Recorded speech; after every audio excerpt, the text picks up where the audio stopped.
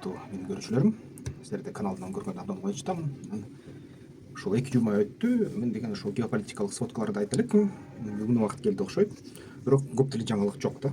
Мен чоң дүйнө жүзүн дүңгүрөтчү жана чоң өзгөрүүлөрдү киргизчү жаңылыктар болду деп айта албайм да. Анткени серепчилердин баарын укканда мындай кичинекей микро деңгээлде кандайдыр бир чоң жаңылыктар болуп жатат, чоң мындай окуялар болуп жатат, бирок жалпы деңгээлде андай окуялар жок да, мындай айтканда.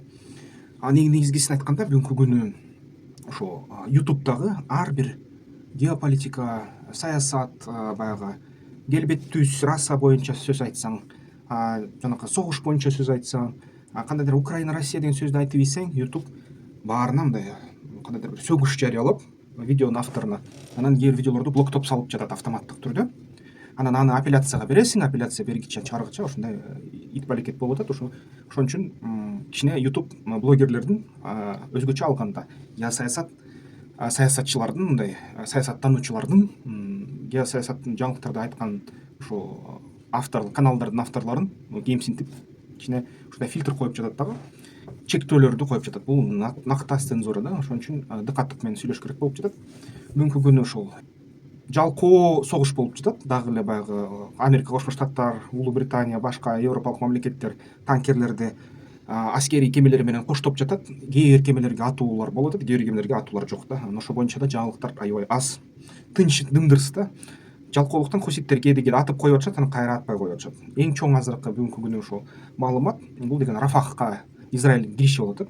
Израиль атайын операция жасаганда бир нече ушундай тынч жашоочуларды өлтүргөнгө мындай жетишти. Ага дагы эл аралык баягы суд, Гаагадагы МУС деп коет, эл аралык мындай кылмыш иштер боюнча суд ошол Биньямин Нетаньяхунун атына ордер жарыялады.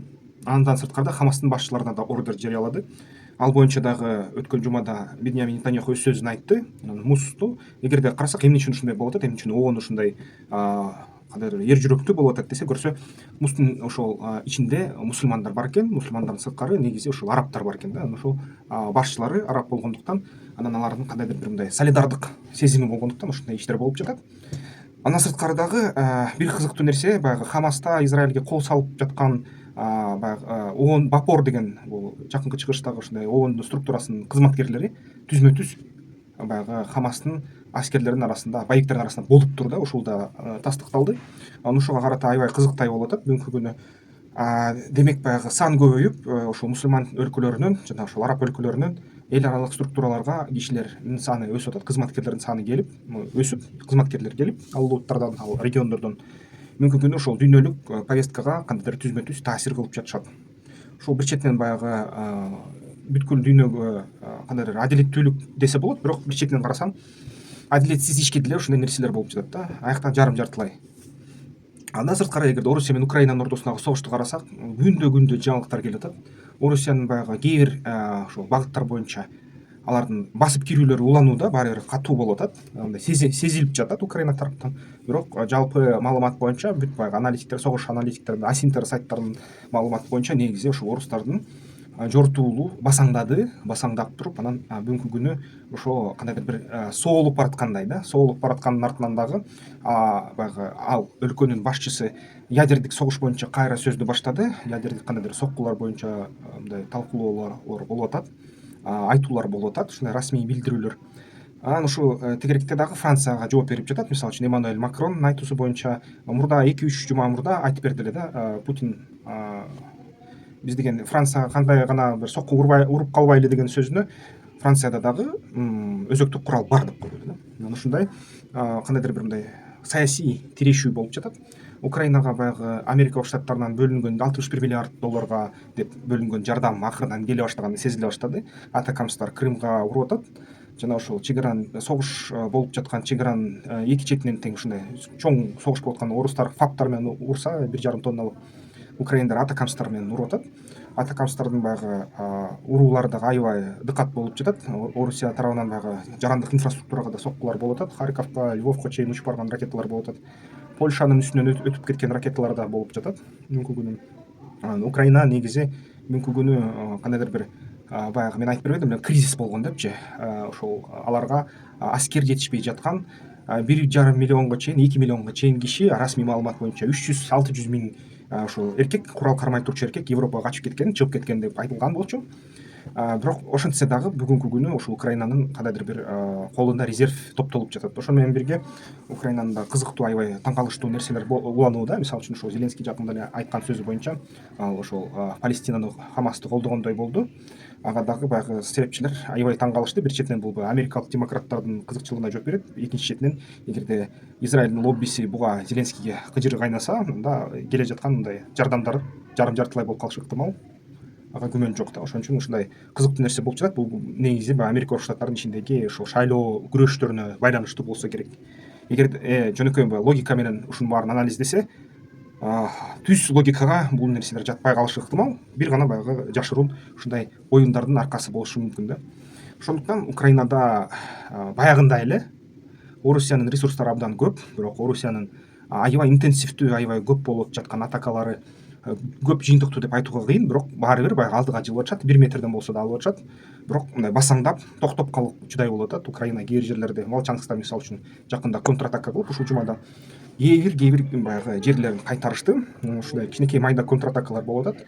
Анан эки тарап тең баягы согушту улантууга мүмкүнчүлүгү бардай сезилип атат. Бирок эки тарап тең акырдап тынчтык, мындай убактылуу тынчтыкты эңсеп жаткан сыйт да. Бирок Украинанын ичиндеги саясий күчтөр ушул тынчтыкка макул эмес. Эгерде ушул убактылуу тынчтык орносо, Украина жеңилет деп ишенишет. Ошон үчүн бүгүнкү күнү дагы баягы Украинанын ичинде кээ бир саясий күчтөр айтты эле, Зеленскийдин полномочиялары бүттү, Зеленский легитимдүү эмес президент эле, Рададагы, жогорку Рададагы парламент Украинада легитимдүү эмес, алардын убактысы бүттү, шайлоо болуш керек деп. Бирок бүгүнкү күнү ушу Украина мыйзам чыгарыш керек эле, ошол шайлоо жылдырылат деген мыйзам. Бирок ал мыйзам чыккан жок. Ошол менен бирге согуш боюнча мыйзам бар. Согуш боюнча мыйзамдын эрежелери боюнча азыр согуш болуп жатат. Ошон үчүн өзгөчө баягы өлкө башчыларынын чечими менен ушул шайлоону жылдырса болот деп айтып атат да. Ошол менен бирге ар кандай Орусиянын либералдары, баягы Орусиянын Путиндин саясатына каршы чыккан либералдар, Украинаны жактагандар, Украинанын тарапка жакшы сөз айткандар өзүнүн кайра империялык кандайдыр бир ич чыгарын көрсөтүп коюшту дүйнө жүзүнө. Анткени ушул анын ичинен Латынина болобу же болбосо ошол Ходорковский болобу, алардын мисалы үчүн сүйлөшкөнүнөн Путин режимин критика кылганда, алар деген мисалы үчүн Украинага бекер кол салдыңар, канды бекер төгүп атасыңар деген жок. Алар деген мындай дейт да, эгерде мындай алардын сөзүн тыңшап туруп которсо, логикага жаткан сөздөр да, мындай болуп калып атат да. Путин коррупция кылып жатып, Орусия армиясын Украиналарды мыкты өлтүргөнгө мүмкүнчүлүк түзбөй койду. Эгерде биз болсок башында же баарын туура кылса, Украиналарды мыкты өлтүрсө болот эле дегендей болуп калды да. Ушундай сөздүн аркасынан бүт баягы украиналык жана батыш ошол өлкөлөрдүн серепчилери айтып атат, Орусия либералдары өлүптүр дейт. Бул деген ошол эле Путин, бирок баягы аркасынан, капталынан карасаң ошол эле Путин дейт. Алардын идеологиясы ошол эле Путин дейт да. Ушундай болуп атат азыр. Ошон үчүн баягы Орусияда анык оппозиция эмгиче жок. РДК жанагы Белгородко кирип келди эле. РДК, Легион России, Свобода России деген легиондор. Алар боюнча дагы дымдыркыс да, баягы Украинанын жардамы, снаряддар азайып кеткенде чыгып кеткендей болду. Дымдырс азыр Белгороддо баары бир согуштар болуп атат, вылазкалар болуп атат, бирок мурункудай аябай мындай чоң сөздөр айтылбай атат да. Биз деген ушул Белгороддо жүрөбүз, Курскта жүрөбүз деген сөздөр жок. 1-2 айдан бери жок. Демек булар чыгып кеткен окшойт да, же болбосо кырылып кеткен, же болбосо кандайдыр бир тактикалык максаттар менен учуппай жатышат. Ошол жалпы жаңылыктар ушундай. Экстраординардуу эчтеке жок. Аябай кызыктуу десең, кызыктуусу эчтеке жок. Бир гана баягы технология боюнча Америка Коңшу Штаттарында ошол үйүр менен же болбосо мындай топ менен учкан дрондордун ошол жасалма интеллекттин өрчүүсүнүн аркасынан ушундай дрондорду чыгарып жатышат. X-47B деген ошол жана ошого окшогон дрондор жаңы түрлөрү чыкты. Жана ошол атайын баражирующий баягы калкып учкан жанкечти дрондорду алып жүрүүчү мындай кичинекей танкалар чыгып атат, системалар болуп жатат бүгүнкү күнү. Жана ошол Кытай ушул жылдын 24-жылдын июлунда, 17-16 июлунда Тайванга кол салып калышы ыктымал деген серепчилердин дагы ойлору чыгып атат. Эгерде ал болсо, баягы Америкадагы болуп аткан шайлоого таасир этет, Байдендин авторитетин түшүрөт. Ал эми толук масштабтуу согуш жасаганга Кытай дагы эле даяр эмес деп айтып атышат. Ушундай азыр абал. Баягы бир ролигимде айттым эле да, Орусия боюнча баягы атайын жыйын болгон, жашыруун жыйын эми Конгрессте, Сенатта, Америка Коңшу Штаттарында. Орусия космоска баягы ядролук курал алып жүргөн спутникти чыгармак. Мүмкүн күнү ошол кээ бир маалымат, расмий маалымат булактардын айтуусу боюнча Орусия бүгүнкү күнү ушундай куралды асманга чыгарды, космоско чыгарды. Бул куралдын мааниси спутниктерди сокур кылып салуу да, иштетпей бузуп салуу, ушундай максаты бар экен. Анан ошол нерсе космоско учту жана кирди деп айтып атат. Бүгүнкү күнү асманда учуп жатат, спутниктердин арасында жүрөт деген ушундай айтуулар чыкты. Негизи геополитикалык жаңылыктар ушундай. Калий ядитти үйгө салып койдуңарбы? Салып койсоңор жакшы болот, бирок мен ойлойм баары бир бүгүнкү күнү акыркы серепчилердин ою пикирлери боюнча ядролук согуш болуп кетпейт. Ошол үмүттөмүн. Ошон үчүн аман эсен жүрөлү, тынчтык болсун. Кыргызстанды тийип өтсөм, бүгүнкү күнү логистикалык операциялар күчөп жатат, соода күчөп жатат. Ошон менен бирге Кыргызстанга каршы санкцияларды киргизүү боюнча сунуштар батыш тарапта көбөйүп атат.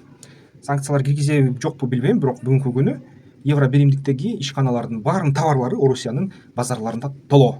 Демек, бир четинен европалык мамлекеттер Кыргызстанга каршы санкция киргизгиле деп атат. Экинчи четинен европалык ишкерлер Орусияга сооданы ээн эркин көп көлөмдө жасап жатышат. Анын ичинен биздин өлкөдөгү аркылуу дагы, башка өлкөлөр аркылуу дагы. Ошон үчүн бул жерде баягы экилик стандарт иштеп кетип атат деп айтсам жаңылышпайм. Ошо эгерде күчтүү чоң мамлекет болсок, башкача сөздөр айтылмак, бирок ушундай кичинекей мамлекет, ошон үчүн бизге санкциялардын кандайдыр бир чети көрүнүп жатат да. Кыргызстанга каршы санкциялар киргизилиши мүмкүн. Ошол менен бирге экономикабыз азыр өнүгүп жатат. Буга эч кандай каршы сөз айта албайсың, анткени логистикалык операциялардын саны көбөйүп жатат жана Кыргызстандын соодасы көбөйүп жатат. Кыргызстанга келип жаткан инвесторлор, эл аралык инвесторлор ар кайсы өлкөлөрдөн, Жапониядан, Кореядан, Кытайдан, Евро биримдиктен делегациялардын саны көбөйдү. Ушуну айта алам. Анда эмесе, эмки роликтерден көрүшкөнгө чейин балким баягы Индияны улантабыз жана башка актуалдуу жаңылыктар жөнүндө айтабыз. Көңүлүңүздөр үчүн рахмат.